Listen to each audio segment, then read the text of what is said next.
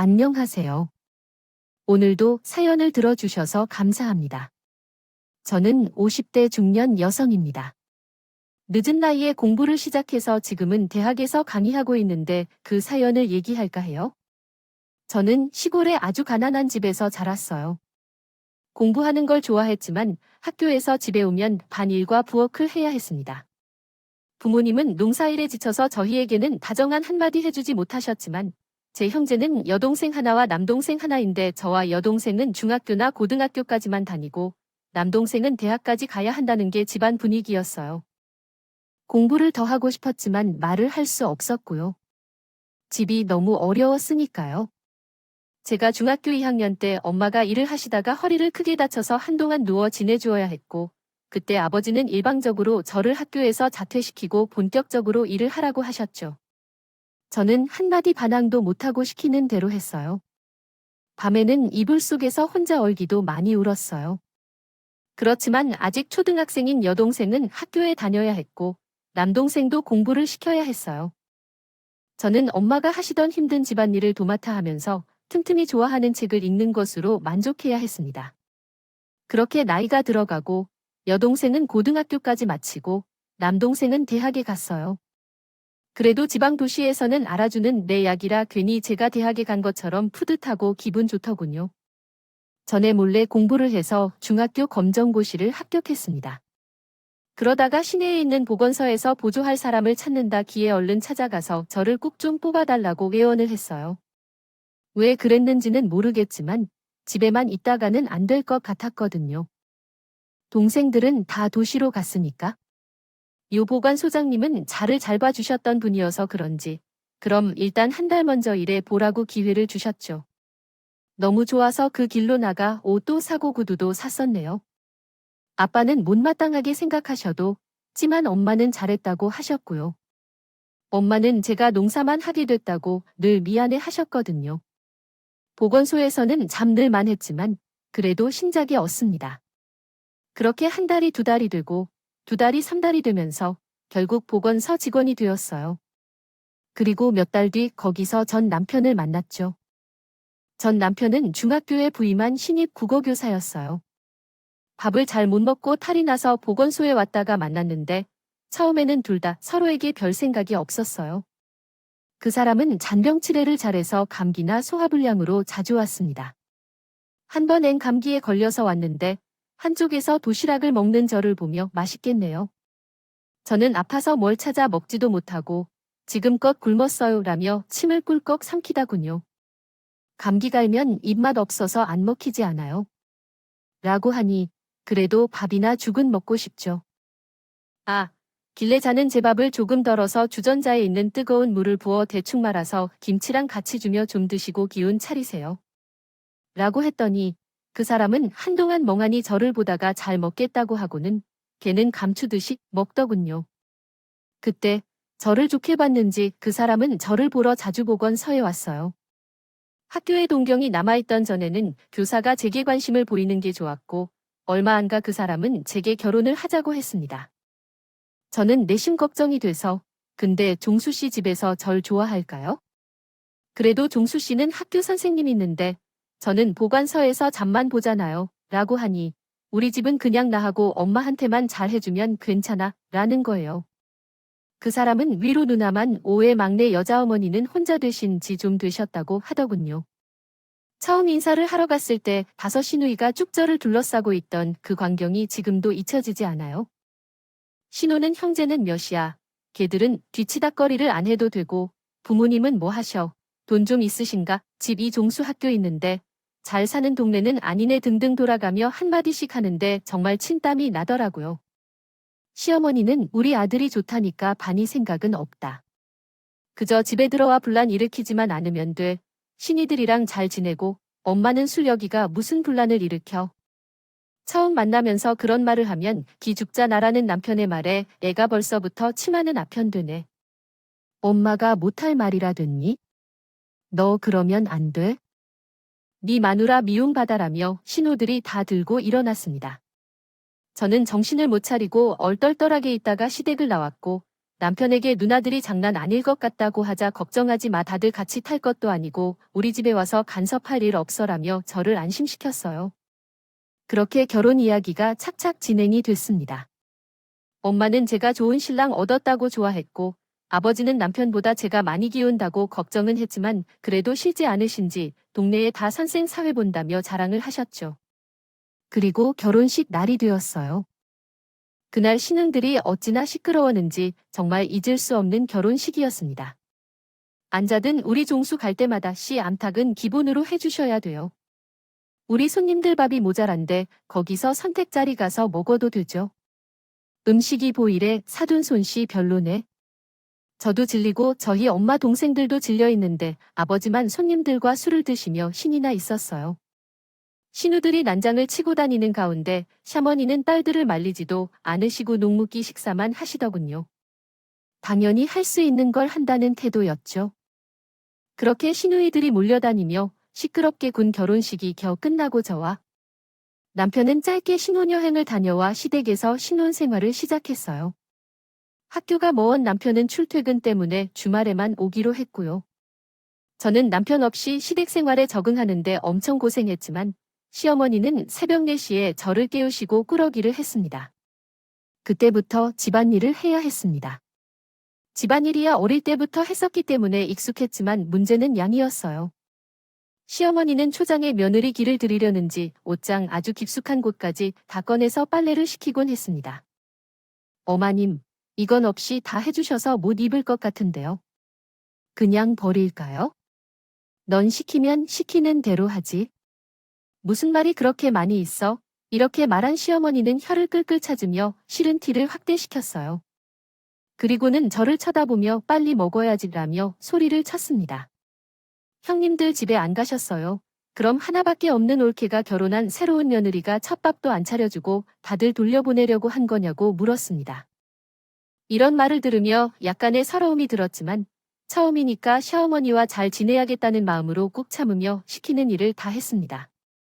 그리고 아침 10시도 안 되어 신우들이 오기 시작했어요. 신우야, 빨래가 안 끝나서 쩔쩔매고 있는데 와서 우리 엄마 잘 모셔야 돼. 커트를 하면 가만 안 둬더라며 협박이라도 하는 건지 뭔지 알 수 없는 소리를 했고 점심에 직접 밀전병을 밀어서 만든 구절판을 먹고 싶다며 당장 만들어내라는 거였어. 어머님, 형님들이 구절판 먹고 싶다고 하시는데 그걸 나한테 말하면 구절판이 나한테 서나오니 그러니까 장 보러 가야 된다고 얼른 했지. 얘가 미련한 거야, 궁뜬 거야 라며 킹전을 했는데 그 말을 들은 신우들은 키키 때문에 웃고 있었어. 나는 눈물이 나오려는 걸 꾹 참으며 시장에 가야 했어. 남편 오는 날만 생각하면서 음식을 만드내라. 신우들이 뭘 하는지는 신경 쓸 틈도 없었어. 정신없이 음식을 만들고 차리 굳히우고 나니 밥때는 훌쩍 지났고 저는 아무것도 잡지 못한 상태였지만 너무 피곤해서 방에 들어갔는데 정말 놀랐어. 우리 방 가구 위치가 다 바뀌어 있었고 벽에 걸어놓은 결혼사진은 없어 지구 그 자리에 시부모님 젊은 시절 사진이 떡하니 걸려 있더군. 너무 기가 막혀서 말도 안 나오는데 막내 신호가 문을 열고 들여다보며 니넨 방이 그게 보니 우리가 다시 정도는 아니라 아주 기운 다 빠졌다. 옥수수 좀 삶아봐. 네가 밥을 얼마나 조금 했는지 간에 기억도 안 간다 라더니 취부부님. 사진을 가리키며 항상 잘 기억하라고 알았지 하고 문을 닫았어. 신호들은 일주일 내내 나한테 너 야는 기본이 없고 모든 걸 간섭하면 시부모한테 잘하라고 다 그쳤어요. 드디어 주말이 돼서 남편이 돌아왔어요. 저는 기간 있었던 일을 남편에게 투정하며 다 말했습니다. 그래도 남편은 제 편이 되어 주겠지라고 생각했으니까요. 하지만 남편은 아무 반응이 없었어요. 오히려 뭘 그런 걸 가지고 그러냐는 투였죠. 이제 처음 살림 시작하니까 누나들도 걱정이 된 거지. 그리고 나도 방은 처음보다 지금이 나온 것 같아라며 대수롭지 않게 말하는데 정말 실망스러웠어요. 시어머니는 남편이 있을 때에는 제게 잘했습니다. 심한 말도 하지 않으셨죠. 하지만 남편이 학교로 돌아가고 나면 못 배워서 그렇다며 어쩌다가 너같이 무식한 애가 우리 집에 들어와녀 구박을 했어요. 매일 숨이 막히는 것 같았죠. 신을 들은 제 신혼방을 아무 때나 찾으러 왔고요. 또 어찌나 많이들 먹는지 끝도 없이 상을 차려내느라 하루가 다 갔어요. 제 결혼식만 끝나면 다들 돌아갈 거라고 했는데 막내 신우는 아예 집으로 들어왔고 다른 식구들도 하루가 멀다 하고 왔죠. 얼마 지나지 않아 신호들을 자기를 집 빨래까지 가져와서 저도로 빨라고 하더군요. 형님들 빨래는 형님들 집에서 해서 말려야죠. 이것까지 제가 어떻게 해요? 안 그래도 집안일이 얼마나 많은데요 라고 했더니 막내 신우가 득달같이 시어머니를 부르더군요. 시어머니는 저에게 중학교도 검정고시로 나와서 잠 1이라 하다. 내가 학교 선생 만나서 결혼했으면 이 정도는 각오했어야지. 네가 우리 종수 꼬실 때는 아주 땡 잡았다 그랬지. 우리 그렇게 호락호락하지 않아. 네가 우리 종수보다 한참 못 되었는데 뭐든 두말 없이 해야 되는 거 아니니? 샤머니와 신호들은 저의 열등감을 아프게 찌르며 저를 무력하게 만들었어요. 저도 제가 남편보다 뒤떨어진다는 인식이 있었기 때문에 그 말에 선택대꾸를 할 수가 없었고요. 그렇게 저 혼자 꾹 참으며 시간이 지났어요. 시댁은 제사가 1년에 10번도 넘게 있더군요. 거의 매달 제사상을 차리는 게 보통 힘든 일이 아니었어요. 신우들은 제사 때마다 한 덩어리가 되어 몰려와서 이것저것 간섭하며 조금만 마음에 안 들면 제가 시어머니를 잘 모시지 못한다며 화를 냈어요. 야, 너 따위가 뭔데? 감히 우리 집안을 우습게 보고 이런 상을 내놓을 거야? 생선이. 이게 뭐야? 가서 다시 사와. 그러면서 돈 한 푼도 주지 않았죠. 남편은 제자가 평일에 있을 때에는 밤늦게 와서 제사를 지내고 다음날 일찍 가고 싶어 했어요. 저는 제사가 끝나고 다 치운 후에 남편에게 형님들이 너무 하는 것 같다고 했죠. 시어머니는 남편만 없으면 너한테 심하게 한다고 결혼 후 처음 이야기한 거였어요. 그러나 남편은 저를 한심하다는 듯 보며 그런 식으로 우리 식구를 나쁜 사람으로 만들어서 당신이 없는 게 뭐야? 누나들은 당신이 이제 새댁이니까 1차 못할까 봐 그러는 거지. 나쁜 뜻이 있는 게 아니어서 그런 거야? 뭘 그렇게 사사건건 기분 나쁘게 받아들여? 라더군요. 처음 결혼했을 때 남편이 이런 식으로 말했을 때는 잘 몰라서 그러겠지라고 생각했는데 이제 보니 이 남자는 제가 후 된 쉽사리를 하는 걸 당연하게 받아들이는 것 같았어요. 나 당신 아내야. 당신이 내 사정 몰라주면 누가 알아줘? 나 어릴 때부터 집안일에서 웬만한 건 다 잘해. 이제 형님들도 그거 알 만큼 시간 지났잖. 아 그런데 아직도 이러는 게 나 너무 힘들어. 게다가 당신까지 이러니 내가 누굴 믿고 살아야 돼. 당신 없이 한 주 내내 얼마나 힘든 줄 알기나 해. 라고 했더니 남편은 버럭 소리를 지르며 내가 뭘 어쨌다고 및 내 맘에 그러는데 나는 거기서 한 주 동안 놀다 오는 줄 알아. 집에 와서 쉬지도 못하고. 내가 진짜 솔직히 당신의 학교를 제대로 나오게 해서 뭘 했어? 그러면 집안일이라도 잘 해야 되는 게 맞는 거 자꾸 사람 귀찮게 하지 좀 마. 그 말을 듣는 순간 전에 남편에게 기대했던 모든 것들이 무너져 내리고 말았어요. 너무 속상하고 억울해서 밤새 소리 죽여 울었죠. 이혼 생각이 간절했지만 용기가 나지 않더라고요. 그저 시누이들이 찾아오지 않게 될 날만 기다리며 살았던 것 같네요. 하지만 제 바람과 달리 신우들은 1년이 지나도 계속 찾아와서 저를 괴롭혔어요. 조금만 자기들 마음에 안 들어도 아버지가 안 계시니까 자기네를 무시한다며 성질을 다 내고 하던 일을 처음 또 다시 하게 하기도 했어요. 저는 너무 스트레스를 많이 받은 나머지 몸이 점점 화약해져 갔고 어느 주말 파열을 하면서 쓰러지고 말았습니다. 저를 돌봐주는 사람은 아무도 없었어요. 시어머니는 신우들과 신이의 외출 중이었고 저는 혼자 혼절을 했다가 깬 후 겨우 병원에 가서 임신 8주 않는 데에 유산됐다는 말을 듣게 되었죠. 집에 돌아오니 아직 아무도 오지 않았더군요. 저는 혼자 편히 쉬고 싶어서 문을 잠그고 방에 이불을 펴고 잠이 들었어요. 얼마나 잤는지 주변이 시끄러워서 깨더니 2시가 다가오고 있더군요. 대체 잠을 몇 시간이나 한 거야 했는데 하루파 생각도 안 하고 얼른 일어나 우리 다 밥 먹을 시간이야. 배고파, 말이야. 저는 그저 눈만 꾸마시며 있던 곳에서 겨우 일어났어요. 거실에서는 시어머니와 다른 신우들이 텔레비전을 보며 파이를 먹고 있었답니다. 저는 겨우 밥상을 차리고 다시 누웠고 사람들이 밥을 먹는 사이에 남편이 왔어요. 자는 남편 옷을 받아주며 나 오늘 아파서 병원에 갔는데 아이가 유산됐대. 하니 남편은 인상을 쓰며 뭐? 아니, 얼마나 자기 관리를 잘못했으면 그런 일이 생겨.